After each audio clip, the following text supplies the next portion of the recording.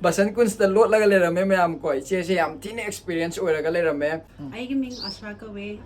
I say Indian Spine and Injury Hospital da 19 years thabak tawrame. Delhi da physiotherapy gi mayam na lonely da khangdaba hospital da nae khotle ga na haiba je haitaba leidana khoi Yum dagi labna laga sa leiri baje aina zu tum mating pangne bodo aina dmaina chik chik lawe ga ha hindi da yaha pe chik chik haiba di adam ni na neck pain, back pain, paralysis patient, neurological any condition. airport ta gi kam lapi lapte lupa kya lawi sida laifam leiber leitabra haiba singmai matang sin ne ba ina mayam den information pining ba je ko yawre mayam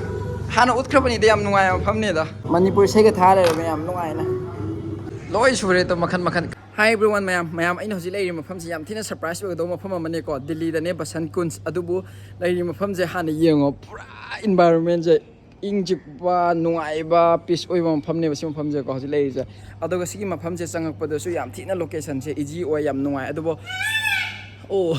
mayam aina hoji namai ba video se take suna te ba ko khoi gi Delhi da physiotherapy gi mayam na lonely da khangdaba hospital da nae khotle ga na haiba je haitaba leidana khoi physiotherapy si de khoi naraga su ham lauba nae adu se kan pai ba adu da ma'am ta ma'am sinai dana adu ma'am do khoi kamai doctor da haini isi gi clinic sai han tor lak pane ba thirak pane ba ma'am na handagi ko khoi imana ba gi treatment se pi gi haina khan ba du da ina kadai da consult tau doino haido thirak pane ba ma'am adu da Vasant Kunj ta lei ha ba da gi yam thin experience oi be chi ma leirame phajana ko ado physiotherapy to bagi session da ko per session da lupa kya no ha bagi anak pa da laifam kadai de lai hospital gumba anak pa chatpham koifam airport ta gi kam lapi lapte lupa kya lawi adoga sida laifam leiber leitabra ha ba singmai matang sin ne ba ina mayam den information pining ba je ko uncut ta ko nam ma ge mayam sida gi ko sida ichi gi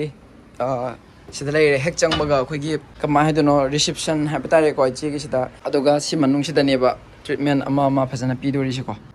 sima phamse leire adoga treatment gi kari pai leire mayam ai kai kai hadno sima de ai gyan ta roi simam ji certificate nga tani che gi award kumba ha batare ko makhan layeng ba session na kari no adoga details ma gi ha batare sigi oina clinic si goina ai che ga wari phajan sarak ke yam thina wakhan je nuai re kai no hadi che ga thengna ba phang ba gi ai di phone budi paw phongna ra ga che ga matam je haina ga lak pane ko che se sida leire mayam bidi doctor ne ko ai ni che na dum haidi haina boy ne che oina dum kaujare Hi. Vasant Kunj the lot laga lerame mayam ko che se yam thin experience oiraga lerame I ming Asha ka way I say Indian Spine and Injury Hospital da 19 years thabak tawrame aduga thabak tawraga from last 1.5 years I say that I isagi it's a residence cum clinic ne ko I gise ado say that ina isagi start tawbane say that ina physiotherapy tawrise neck pain back pain paralysis patient neurological any condition or haidi knee pain ankle pain loi yenge sports injury khudima ai loi yenge okay mayam physiotherapy gi matang di makhon jango pandagi je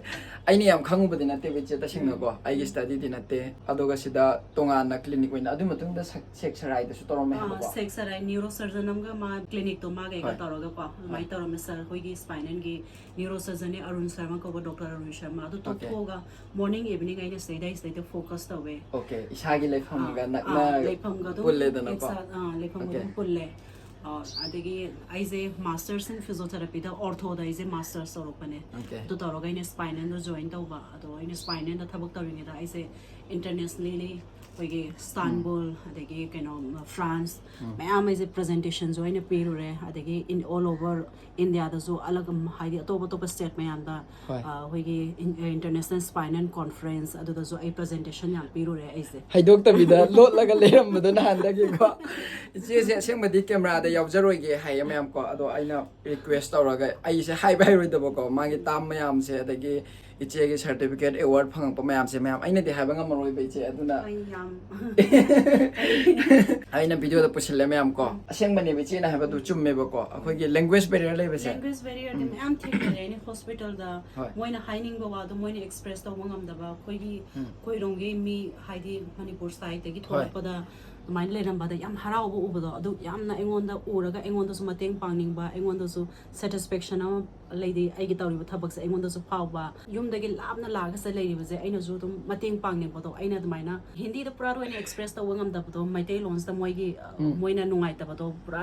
transparent ꯑꯣꯏꯅ ꯋꯥꯗꯣ ꯍꯥꯏꯕꯗꯣ ꯑꯗꯣ ꯑꯩꯉꯣꯟꯗꯁꯨ ꯌꯥꯝ ꯅꯨꯡꯉꯥꯏꯕ ꯍꯥꯏꯇꯥꯔꯦ ꯑꯩꯅꯁꯨ ꯃꯇꯦꯡ ꯄꯥꯡꯕ ꯇꯥꯟꯅꯕꯒꯤꯕꯨ ꯑꯣꯏꯒꯦꯔꯥ ꯍꯣꯁꯄꯤꯇꯥꯜꯗꯕꯨ ꯔꯤꯐꯔ ꯇꯧꯕꯤꯕꯒꯤ ꯑꯣꯏꯒꯦꯔꯥ ꯁꯤꯗꯕꯨ ꯇ꯭ꯔꯤꯠꯃꯦꯟ ꯇꯧꯖꯒꯦꯔꯥꯀꯣ ꯏꯆꯦ ꯑꯩꯅ ꯍꯥꯏꯔꯤꯁꯦ ꯗꯣꯛꯇꯔꯒꯤ ꯏꯟꯇꯔꯚꯦꯟꯁꯟ ꯗꯔꯀꯥꯔ ꯑꯣꯏꯇꯥꯔꯒꯗꯤ ꯑꯩꯒꯤ ꯀꯣꯟꯇꯦꯛ ꯍꯥꯏꯗꯤ ꯁ꯭ꯄꯥꯏꯅꯦꯜꯒꯤ ꯍꯦड ऑफ डिपार्टमेंट पाइरिबा डॉक्टर मेडिसिन की और spine surgeon famous doctor Neeraj Gupta आइगे कॉन्टेक्ट याम लई तो आइने स्टेट पेशेंट जिंग से डॉक्टर की इंटरवेंशन दरकार होता थी आइने तुम कॉन्टेक्टर को तुम रेफरल पी बोइने तुम केयर तवी पेशेंट जिंग तो काहेना वेटिंग वेबा खोपा दुंबा काइंबा मोइदा लाइते ख्वाइदगी फबमना मयाम आइना हनिंगबसे को इचे नंगी मफम से एयरपोर्ट तगे सु नए को एयरपोर्ट तगे याम नए मैम को अदुगा लाइफम गे हाय तागा सो आइना मैम वीडियो ममांग दिसु थगत खरे गेस्ट हाउस की सु लैरे को दाबोय नावी थगत खरे दाबो बी बसन कुन सिदा सु खर लैबने आई वीडियो सेमकनी मैम को अदो अतो तो होटल गेस्ट हाउस रेस्टोरेंट लाइफम मैम लೈ मैम को अदुगिदी अखोइदा अदुम कांटेक्ट तौबिरो कैसु कायदे हजि इचे अखोइनी वरी सादो फमदो लैरिसे मनुंग द पेशेंट लै अदुना इचे कन्ना बिजी ने तौरिजे 4 to 8 इवनिंग गे ने को अदगी मॉर्निंग गे ना 8 to 2 For अदुसु अदुम फ्लेक्सिबल अदुम आइदे अदुम पी मतम होइदे इचे अदो इचे ख्वाइदगी अइना हंगिंबा म लैये इचे ने यागदे सुम हाइबिरो याद्रगना हाइदोइगे हासु कायदे पैसागी मतांगजे हाइबि याब्रा खरा हाइगेरा आइगे कंसल्टेशन दे आई एक्सपीरियंस दे मोर देन 24 इयर्स नो वेब को आई कंसल्टेशन से आइगे कंसल्टेशन से 500 ने आई हाने पेशेंट दो हाना एग्जामिनेशन तरो को पूरा असेस तवनी असेस तरो मतुंग दा पेशेंट से करी कंडीशन नो मागी मशीन से करी हाप तो नो अदु खुदी मक्तो को आइगे assessment de matungda aigi smaina protocol smaina same is smaina same doini adaidi aigi charges how badi yamna nominal yamna kam hoy ko 600 ne aigi 600 600 sisina hamana te aina hangai je ko adu akhoi gi manipur gi maitai gi laiye haba jida ise sidane hena phagadra haina lakpane bo haining bado anaba do sida nai sida chi sida kai re sida tuire lo haining bado haidana ko khoi gi lon da nuaina haiduidana ko sida chik lawe ga haba hindi da ya pe chik habadi adam ni na adum bado yam laiye problem se laira roi ba sida di ko laifam location ai adum description da hapang ge iche gi phone number jo hapa bane aingonda ai gi instagram link da message thabira su yare iche da direct pau phobira su yare ma'am iche location join am ta habira mo haibet sida location se Vasant Kunj D8 8085 flat number से 8085 ground floor ने D block को 8085 Vasant Kunj अदो इचे की phone number अमा मसा आई description दा लोइना हापमगे को आई official की सही तुम हाप आई नो तुम शेयर तौगे ना तुम शेयर तौबियो ओके इचे नुंगाई इचे की लाइफम जे मैम को पूरा इंग चिंगना थेंनाबा याम थिना नुंगाई पेशेंट से लै हाय इचे चंगरो इचे I am sorry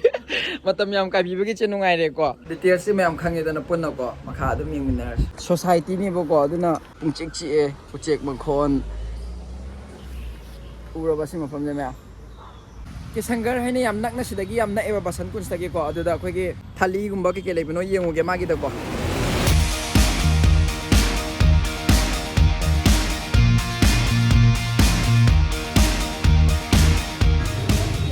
This is game na?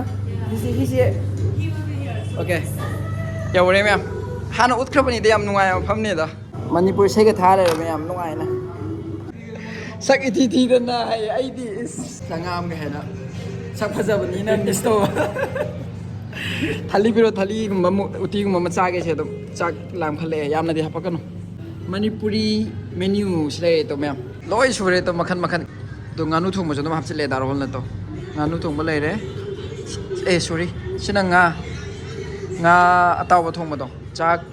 sina my favorite again kheer. Sige aha bisiti ko.